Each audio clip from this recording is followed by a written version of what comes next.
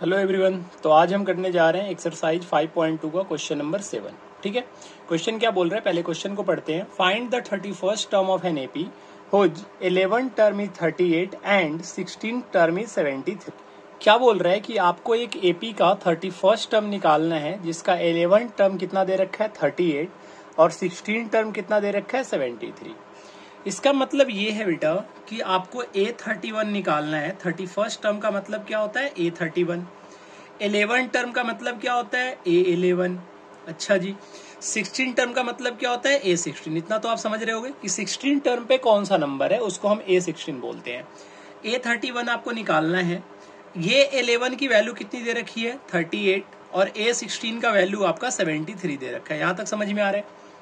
आप लोग अगर जानते होगे, थोड़ा सा भी आपने एपी के बारे में पढ़ा है, बेसिक अगर आपका क्लियर है तो आप इतना समझते होगे कि A11 का मतलब होता है A प्लस 10D। अगर आपको इतना भी नहीं समझ में आ रहा है तो आप फॉर्मूले पे पुट करके निकाल लो। जब जैसे ही आप फॉर्मूले पे पुट करोगे A plus n minus 1 into D होगा, A plus 11 minus 1 into D और 11 माइनस 1 10D आ जाएगा। यहां से जब आप सेकेंड करोगे देखोगे तो ये आ जाएगा आपका A plus 15D is equal to 73। क्या आपको ऐसा नहीं लग रहा है यहाँ पे दो इक्वेशन बन गया? एक इक्वेशन फर्स्ट लेट कर लो और एक को इक्वेशन सेकंड लेट कर लो। आप जानते हो ये बात कि अगर वेरिएबल और उनके कोफिशिएंट अगर सेम है लिनियर इनटू वेरिएबल में, तो आप इक्वेशन को सब्ट्रैक्ट कर दोगे तो वो दोनों एक दूसरे को कैंसल आउट कर देंगे। रीजन क्या है कि दोनों का सेम साइन है, तो सेम साइन है, जैसे ही आप सब्ट्रैक्ट करोगे तो प्लस एक है जो माइनस में हो जाएगा, और माइनस होता तो प्लस में हो जाता। आप यहाँ पे लिख दो subtracting equation first from equation second. First को आप सेकंड में से कर दो, आप चाहो तो आप सेकंड को फर्स्ट में से कर सकते हो, आपको जिसको मन करे उसमें से कर सकते हो। मैं लिख देता हूं यहाँ पे A plus 15D is equal to 73 और ये आपका हो जाएगा A plus 10D is equal to 38। जब आप माइनस करोगे तो साइन इसका चेंज हो जाता है नीचे वाले का। ऐसा क्यों होता है वो मैं अलग से सेपरेट वीडियो लाके आपको समझा दूंगा। जब साइन चेंज करोगे तो A आपका प्लस में है तो ये माइनस में हो जाएगा, ये प्लस D 10D है तो ये माइनस 10D हो जाएगा, और ये प्लस 38 है तो माइनस 38 हो जाएगा। इतना आप समझ रहे होगे।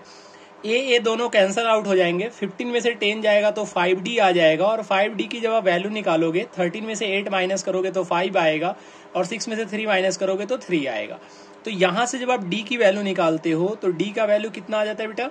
D का वैल्यू आपका आ जाता है 35/5 इज इक्वल टू 7। जैसे ही D का वैल्यू 7 आया, आप D की वैल्यू को या तो इक्वेशन फर्स्ट में या तो सेकंड किसी में भी पुट कर सकते हो। जब आप फर्स्ट में पुट करोगे तो ये आपका हो जाएगा A प्लस, आप लिख लेना putting the value of D in equation first, तो ये आपका हो जाएगा A plus 10 into 7 is equal to 38। समझ रहे हो आप?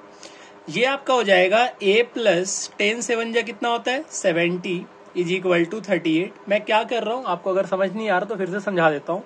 D का वैल्यू निकाला और A की वैल्यू निकालने के लिए D के वैल्यू को मैं इक्वेशन फर्स्ट में पुट कर रहा हूँ। आप चाहो तो सेकंड में पुट करके भी निकाल सकते हो बेटा, सेम आंसर आएगा। ठीक है, ये ध्यान रखना।